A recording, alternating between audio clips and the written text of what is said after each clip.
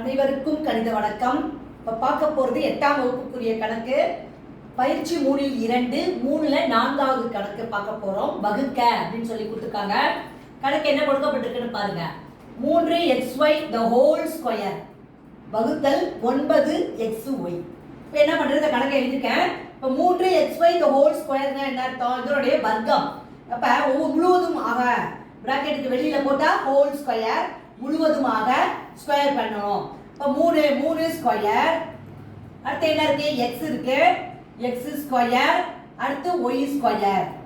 முதல் ஸ்டெப்பு கீழே வந்து என்ன இருக்கு, 9x ஒய்.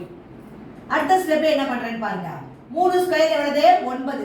3 பெருக்கினால் 9. அடுத்து எக்ஸ் ஸ்கொயர் அப்படியே போட்டுக்கிறோம், ஒய் ஸ்கொயரையும் அப்படியே போட்டுக்கிறோம். டிவைடட் பை கீழே என்ன இருக்கு, 9x ஒய். இப்போ இந்த 9ஐயும் இந்த 9ஐயும் என்ன பண்றேன், அடிச்சிடறேன். ஓர் 9 9 ஓர் 9 9.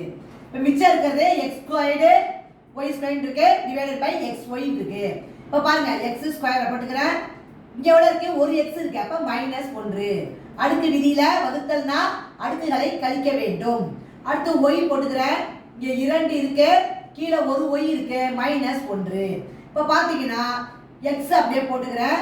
2ல 1 போட எவ்வளவு, 1. நம்ம அதை போட வேண்டிய அவசியம் இல்லை, ஒரு x இருக்கு. அதே மாதிரி y போட்டுக்கிறேன். 2ல 1 போட எவ்வளவு, 1. நம்ம எழுதுறா இருந்தாலும் எழுதிக்கிட்டு கடைசியா ஆன்சர் எழுதுறப்ப x ஒரு x தானே இருக்கு, அப்ப x y ஒரு y தான் இருக்கு, அப்ப xy.